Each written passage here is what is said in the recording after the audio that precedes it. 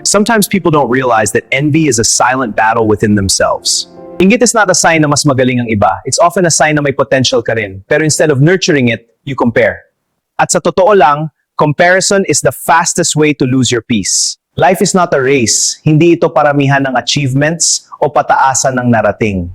Each person has their own timeline, sariling laban. Kung nakikita mong umaangat ang iba, hindi ibig sabihin nahuhuli ka. Maaaring iba lang ang path mo. Iba ang training ground mo, at iba ang destiny na hinahanda para sa'yo.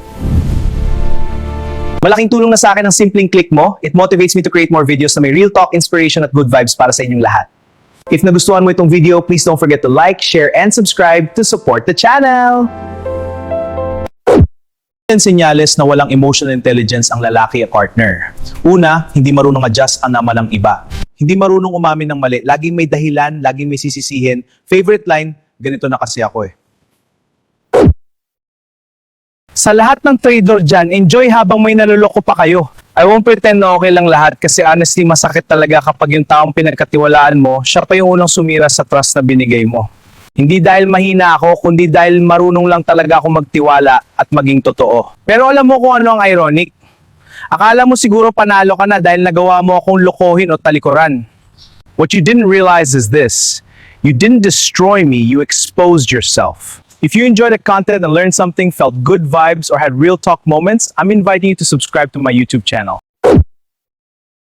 Everyone can be your friend, but not everyone can be trusted. Not everyone close to you is real. Not everyone who's always around you is truly on your side. Not everyone who smiles at you is genuinely happy for you.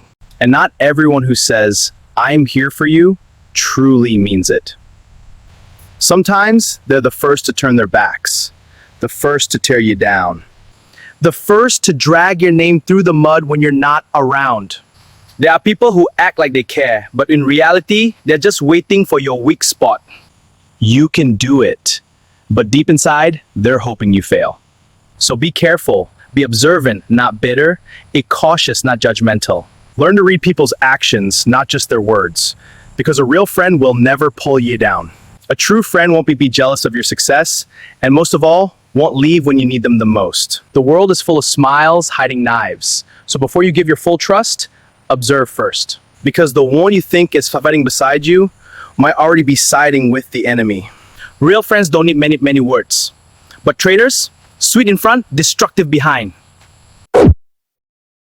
Read this when you feel lost, tired, or ready to quit. Let it remind you of your strength.